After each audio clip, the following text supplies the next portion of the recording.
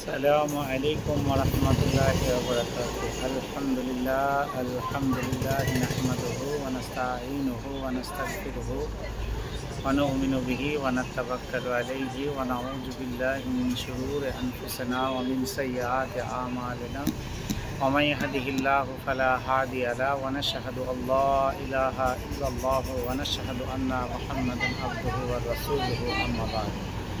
আপনাদের সামনে আজকে একটা নতুন জিনিস নিয়ে আসছি, যেটা হলো জিন। তারপরে নিয়ে আসবো আজাজিল বা শয়তান, তারপরে নিয়ে আসবো ইনসান বা মানুষ। ইনশাআল্লাহ আপনি শুনে নিশ্চয়ই আনন্দ পাবেন। ফেরেশতাদের পর আল্লাহ তাবারক ওয়া তাআলা জিন সৃষ্টি করেছিলেন। জিন সৃষ্টির মূল উপাদান নার বা আগুন। এই পৃথিবীতে বাস করে, তারা মানুষের মতো খায়, দায়, ঘুমায়, বংশ বিস্তার করে। তবে মানুষ যেমন ফেরেশতাদের দেখতে পায় না, তেমন জিনদেরও দেখতে পায় না। এরপরে এসেছে জিন সৃষ্টির পর আল্লাহ তাদেরকে পৃথিবীতে পাঠিয়েছেন। পৃথিবীতে পাঠিয়েছিলেন, তারা পৃথিবীতে এসে আল্লাহর হুকুম মতো চলেনি। তারা নিজেদের মধ্যে ঝগড়া, মারামারি, দাঙ্গা, হাঙ্গামা, অবাধ্য সীমা ছড়িয়ে গেলে আল্লাহ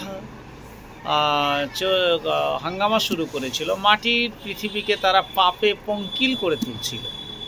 তাদের অবাধ্যতার সীমা ছাড়িয়ে গেলে আল্লাহ তাদের দমন করার জন্য পৃথিবীর বুকে ফেরেশতা পাঠায়। ফেরেশতাদের পৃথিবীতে এসে জিনদের উপর হামলা করে।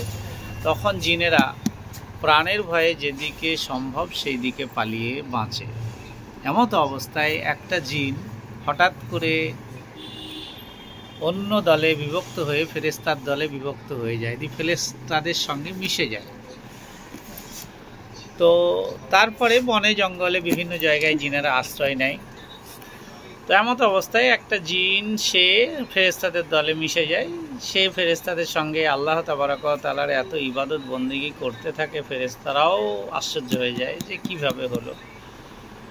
তো অনেকে আশ্রয় নেন। তো আজাজিল শয়তান নিয়ে যে কথাটা আপনার সামনে আসি, ফেরেশতারা যখন আল্লাহর আদেশে পৃথিবীতে এসে অবাধ্য জিনদের মেরে তাড়িয়ে দিচ্ছিল, সেই সময় আজাজিল নামে একটা বাচ্চা জিন পালাতে পারেনি। সে খালি কাঁদছিল। আল্লাহর ইঙ্গিতে ফেরেশতারা আজাজিলকে না মেরে ঊর্ধ্ব জগতে তুলে নিয়ে যায় এবং নিজেদের মধ্যে রাখে। ফেরেশতাদের মধ্যে থাকার কারণে পরিবেশের গুণে জিন ও আজাজিল ক্রমশ ফেরেশতাদের মতো হয়ে ওঠে।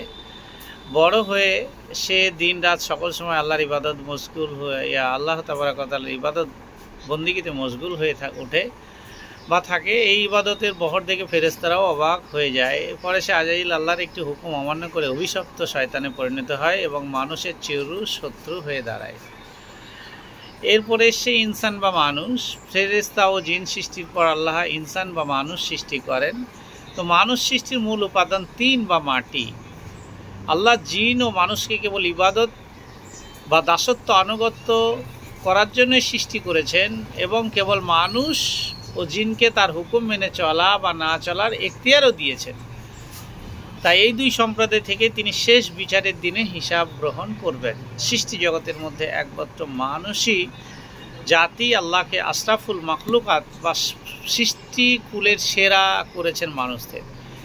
এই জন্য তিনি মানুষকে একটি বিশেষ গুণ দিয়েছেন, যার নাম আকল। শব্দটির বাংলা অপভ্রংশ আক্কেল।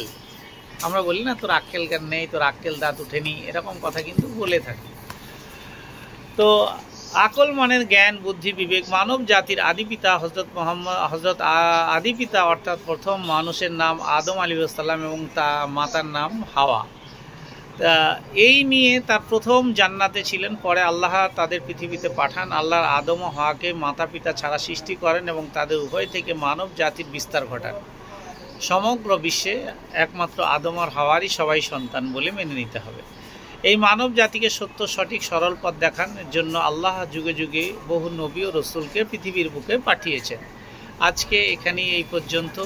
আপনাদের সামনে নিয়ে আসলাম জিন, আপনাদের সামনে নিয়ে আসলাম আজাজিল।